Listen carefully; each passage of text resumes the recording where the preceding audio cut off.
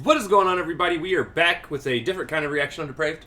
I'm Hellcat. And together we are. HellaDepraved. So, to be 100% honest with everybody that is watching here today, I didn't want to listen to music.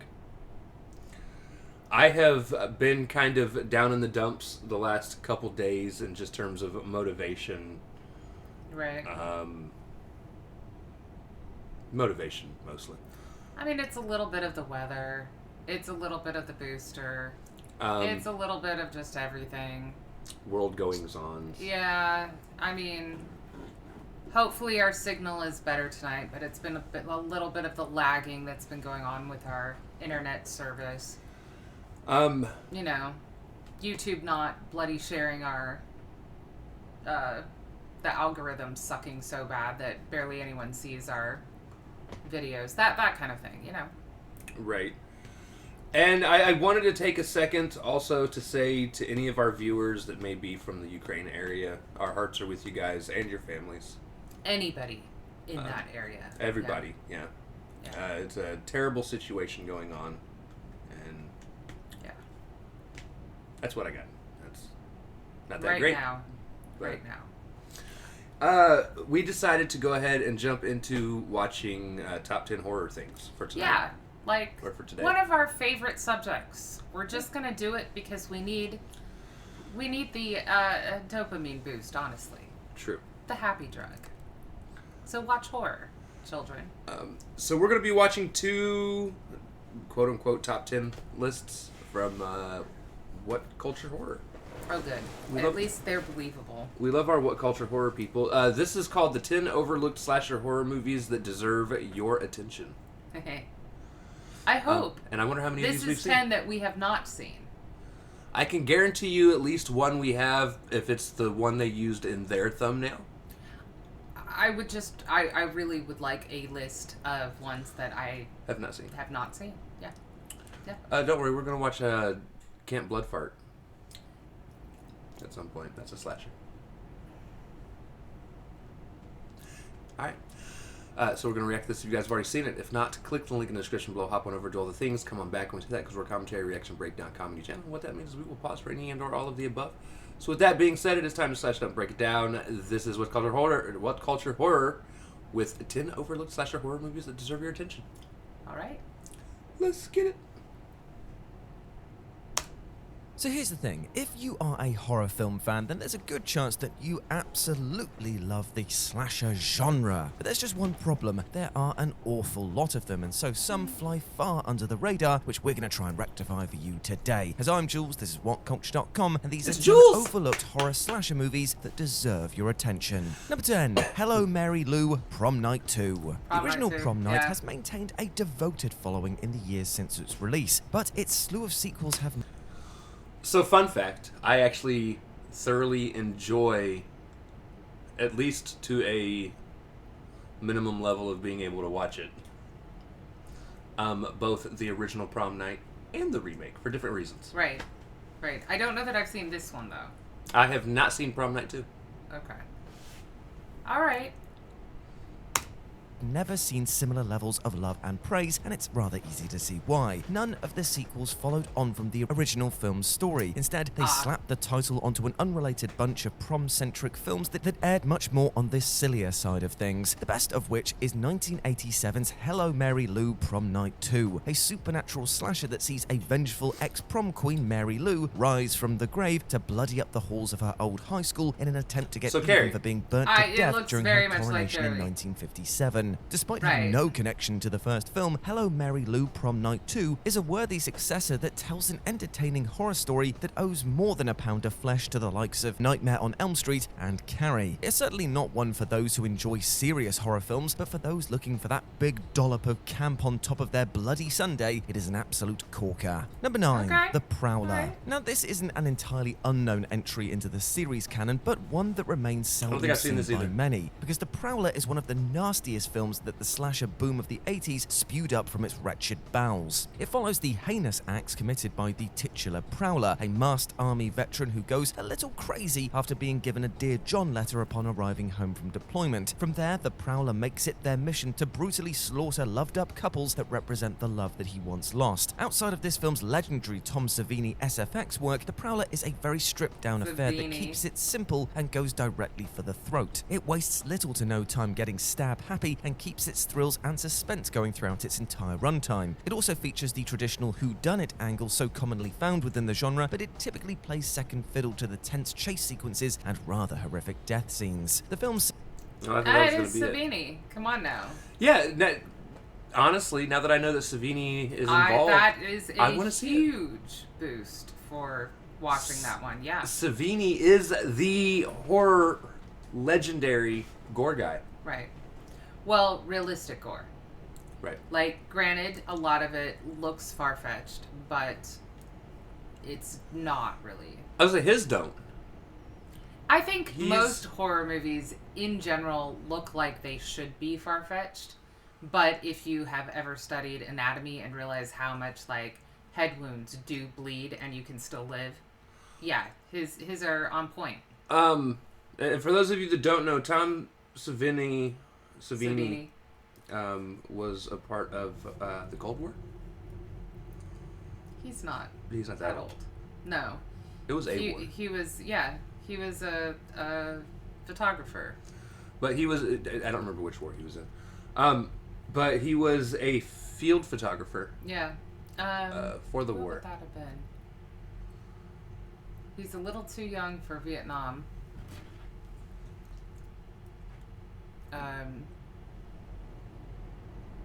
Maybe like Desert Storm?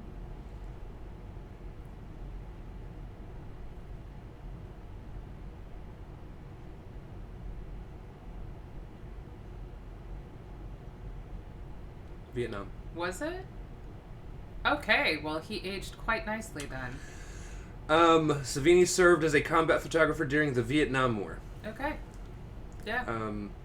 He is actually... I thought he was a bit younger than he is, so... No. He's like,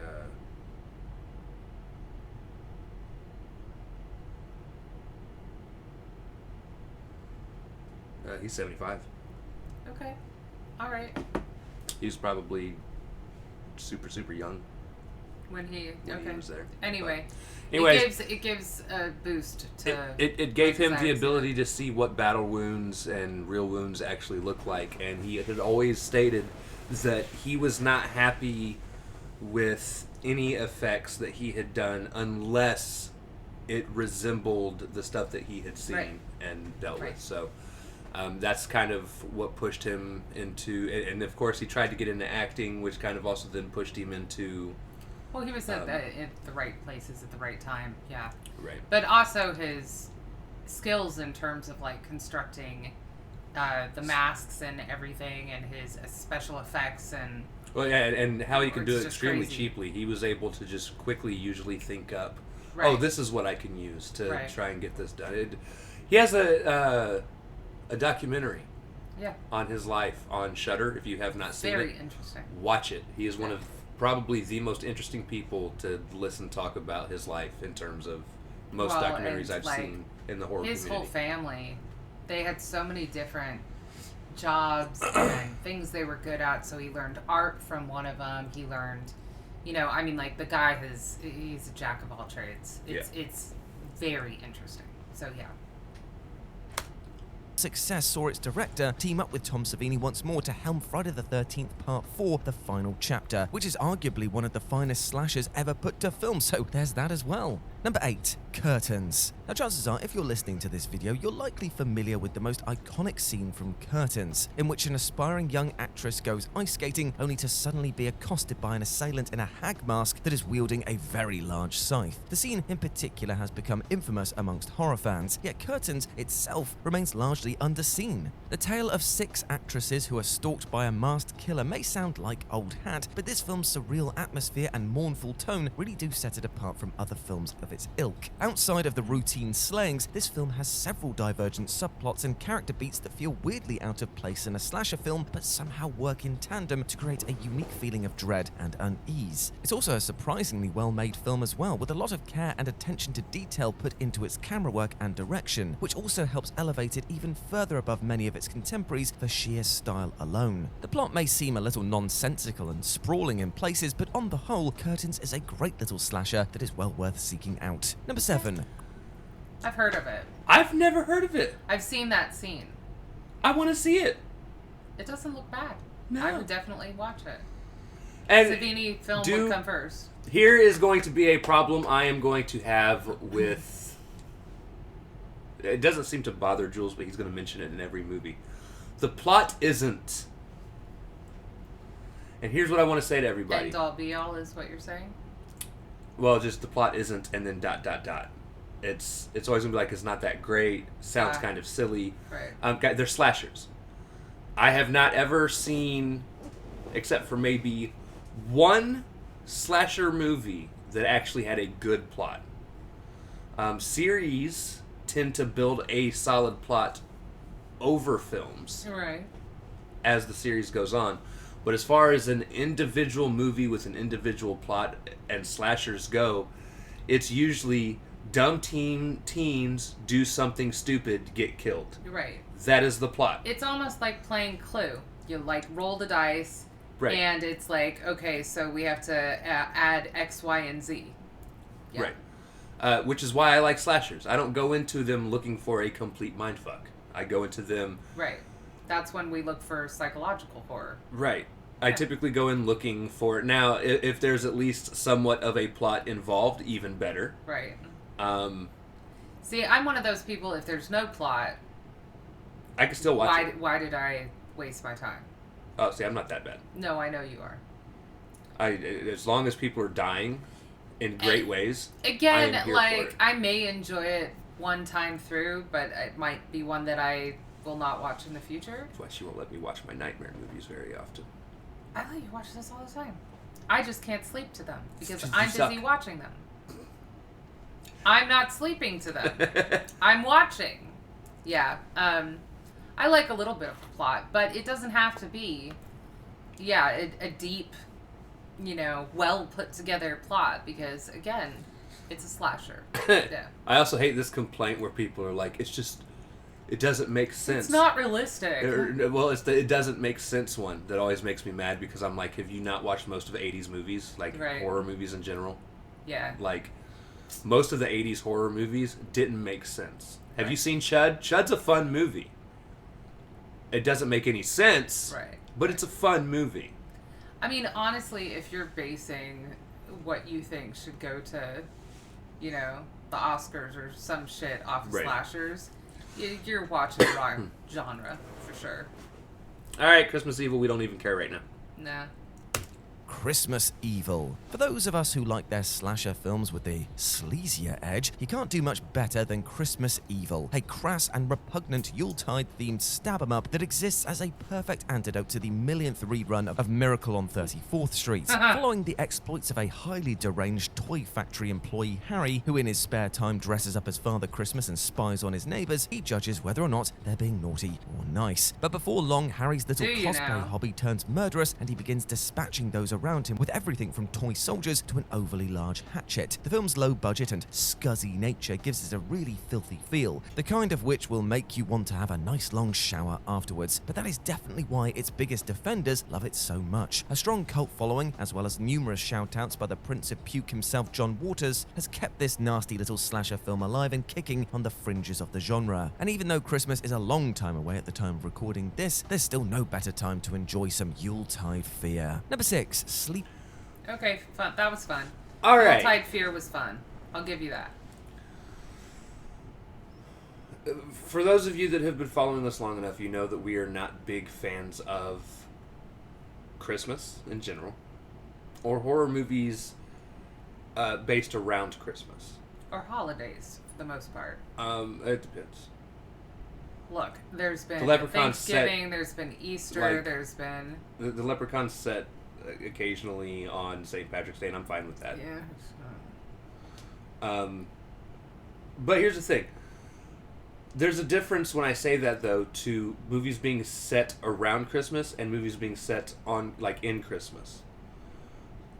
Like, I have no problem with a horror movie during the Christmas time. Like Gremlins. As long as that horror movie's main focus isn't the fact that it's Christmas time.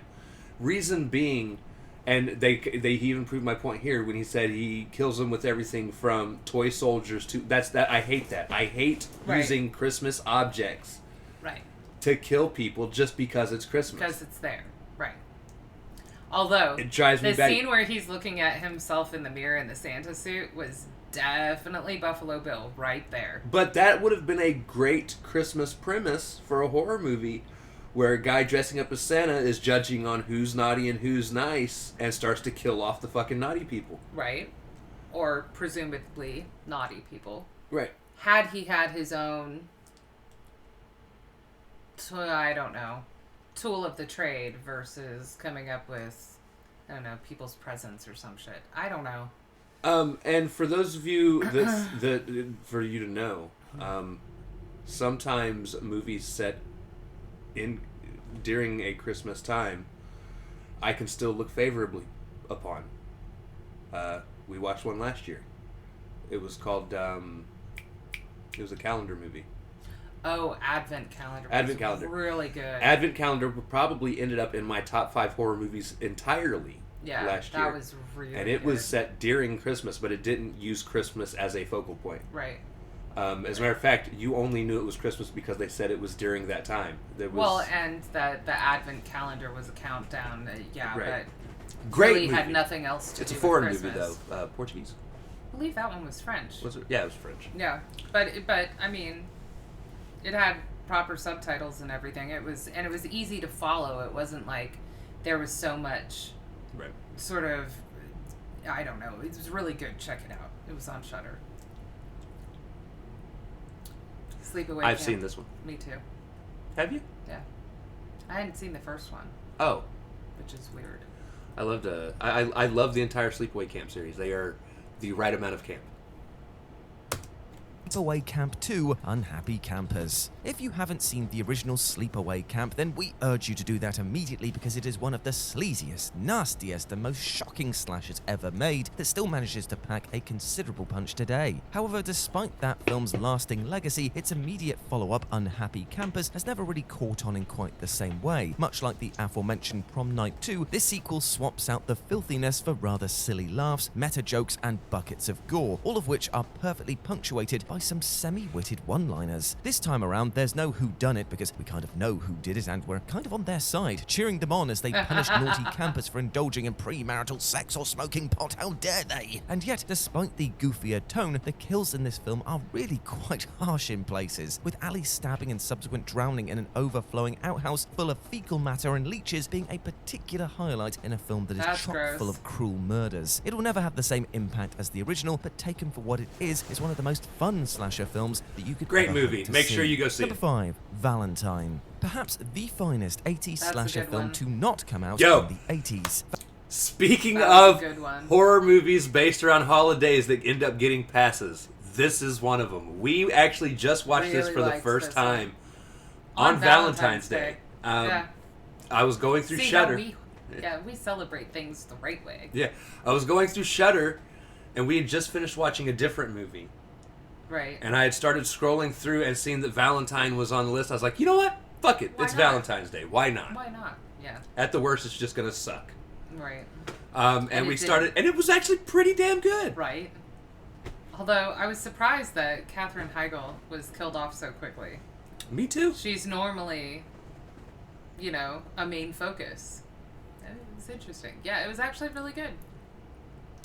Valentine is a thoroughly nasty and joyfully comfortable trip down memory lane for slasher fans. It's got all the right ingredients, but somehow didn't win over audiences or critics on release, many of whom just labelled it as a Scream knockoff. This assertion couldn't be further from the truth, though. No, 'cause you as knew it Valentine was. doesn't really bear that many similarities to Scream. It's At more all. akin to the likes of My Bloody Valentine or the delightfully odd Happy Birthday to Me. It harks back to a simpler time where slasher films didn't have to be meta or self-reflexive. Instead, they just needed a solid holiday-based hook to draw people in. So Valentine follows a group of ladies who find themselves being stalked and then threatened by a mysterious stranger as Valentine's Day draws closer, and the only lead they have to go on is a young boy who they all spurned at a high school dance years ago, but one who may still be harboring a grudge. Featuring a pretty recognizable cast, a great soundtrack, and a bevy of cruel murder sequences, Valentine really does deserve a second look. Number 4, The Clown at Midnight. Something of a lost treasure in the 90s slasher canon, this moody and atmospheric slice and dice picture has fallen into obscurity in the years since its release, with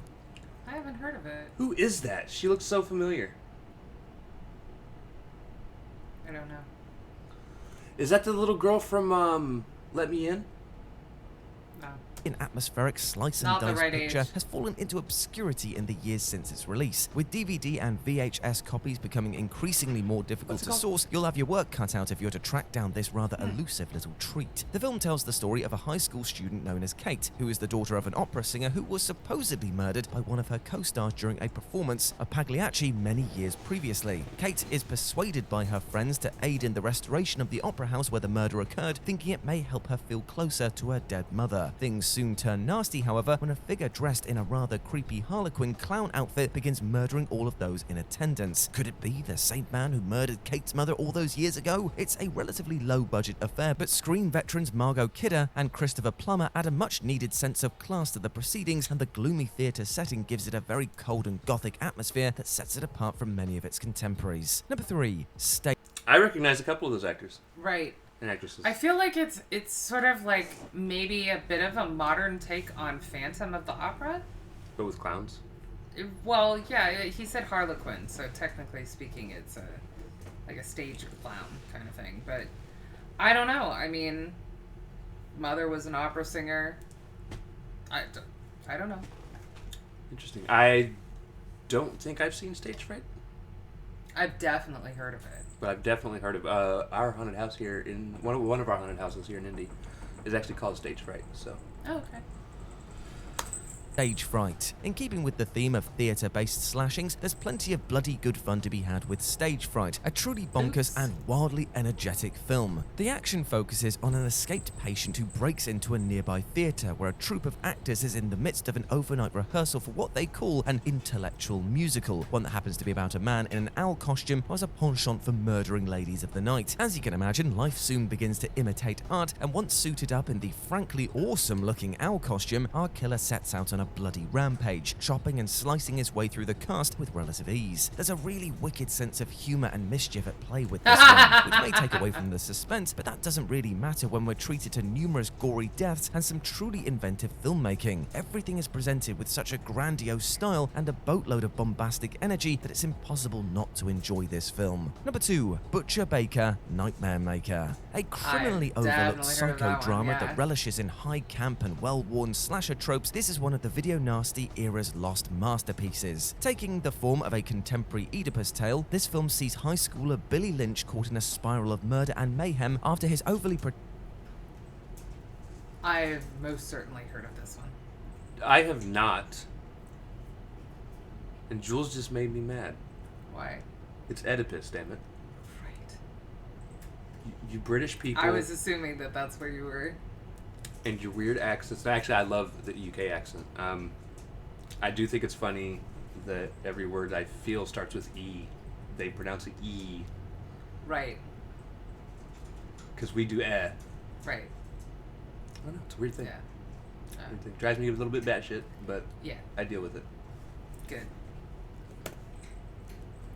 This film sees high schooler Billy Lynch caught in a spiral of murder and mayhem after his overly protective and needlessly handsy aunt Cheryl stabs a man to death in their home who refused her sexual advances. This incident seems to send her over the edge, and Billy finds bodies piling up around him as his aunt's less than savory desires are thrust upon him. Unlike many other entries on this list, this one has a lot more going on under the hood, with themes of incest, repressed sexuality, and homophobia being thrown in amongst all of the blood-soaked carnage, as well as a fairly unique and highly positive spin on the traditional final girl trope that makes Butcher Baker Nightmare Maker one of the most interesting films of its time period. A recent Blu-ray release of the film has allowed it to the surface from the murky depths of slasher history, but even with it being more readily available to the masses, it still remains criminally underseen. And number 1, Cold Okay. Prey. Well known in slasher circles, but entirely alien to the mainstream, this ice-cold Norwegian slasher didn't do anything to reinvent the wheel, but spun it so perfectly that its lack of innovation can be completely stricken from the record. Set in the snowy mountains, this deep freeze chiller sees a group of young 20-somethings embark on a snowboarding holiday, only for disaster to strike as one of their crew breaks his leg after a nasty tumble. The group decide to seek refuge in a nearby lodge, but are immediately set upon by a killer decked out in heavy winter wear, and one that will stop at nothing to see the entire group dead. Sure, the plot is pretty standard stuff for the genre, but Cold Prey excels in its chilling atmosphere, great performances, and all-around intensity. It's a surprisingly potent thriller that will manage to catch even the most hardened of genre fans off guard. Dark, suspenseful, and above all else deeply compelling, this is one slasher film that you should put to the very top of the pile, alongside its surprisingly two great sequels. So get the cold beers in and enjoy this trilogy of icy terror. And there we go, my friends. Those were 10 overlooked horror slasher movies that deserve your attention. I hope you enjoyed that, and please let me know what you thought about it down in the comment section below. As always, I've been Jules. You can go follow me. We love you, Jules. I love the bloody owl. I want to see all of them. Me too. Except I mean, for the Christmas one. I would say me too. I'm not like 100% sold on Cold Prey or the Christmas one. The last one? Yeah. I'm always down for mountain hiking mayhem. Yeah, I'm not. You didn't like The Descent, did you? No. See, I like Descent. I mean, here's the thing. Shit happens on ski slopes, snowy, icy terrain. But it's a lot of the same. People break shit, and then crap goes sideways. Baby. Yeah. You can't look at things like that, because then you start saying stuff like, well, all slashers are the same. It's usually... No, I just don't want to watch a whole bunch of people freeze their asses off because they were dumb enough to want to go play in the snow in the first place. That's all the reason to watch it. No. Look, you guys are dumb enough to play in the snow. You deserve... I don't want to. Your favorite AVP is the first one.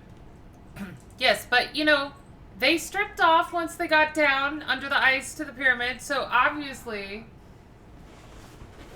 I like the pyramid. Okay? She's like, snow just reminds me of Christmas. Can we move on? No, snow reminds me that it's fucking cold outside, and people that play in the snow take risks just like everybody else does with other things, you know, and it's not something that I find amusing whatsoever. I find Death of all fashions amusing. I mean, once they made it to the lodge, I might become more invested. But, you know, the whole let's go snowboarding holds no appeal to me whatsoever. No, I don't want to go snowboarding. Yeah, no, I'm just saying in terms of like... I made that mistake once. You went snowboarding? Yeah. Somebody convinced you to do that? I was a teenager. It was a church trip. And, yeah. Let me rephrase that. I tried to go snowboarding.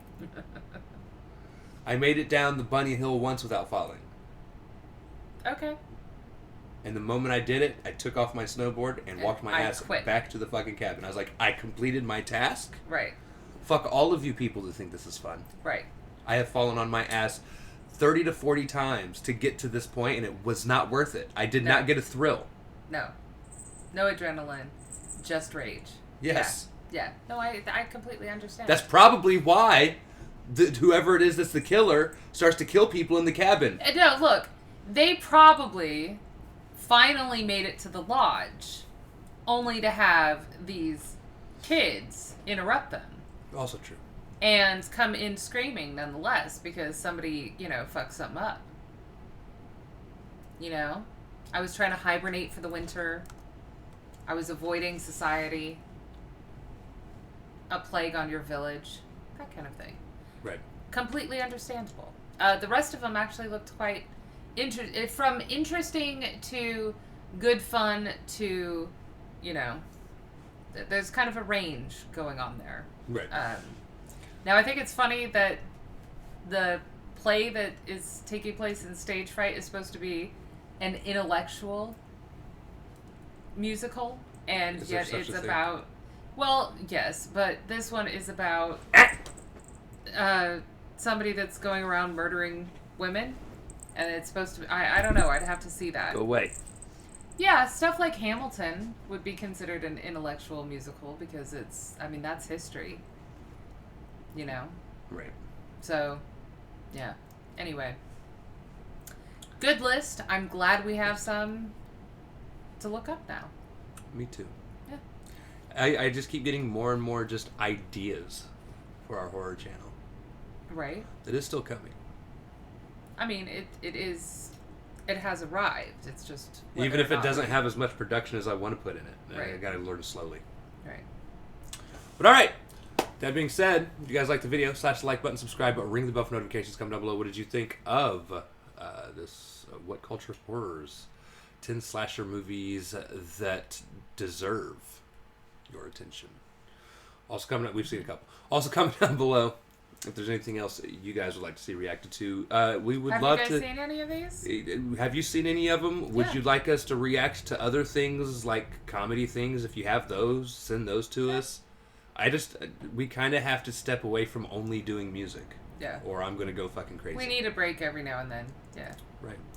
Also comment down below if there's anything else you guys want to see. Actually check the description below for all the things. Push our buttons. Come join us on our other social media platforms, mostly Twitter if you want a quicker response. We love you. Thank you all for watching. Cannot wait to see you. Depraved people later.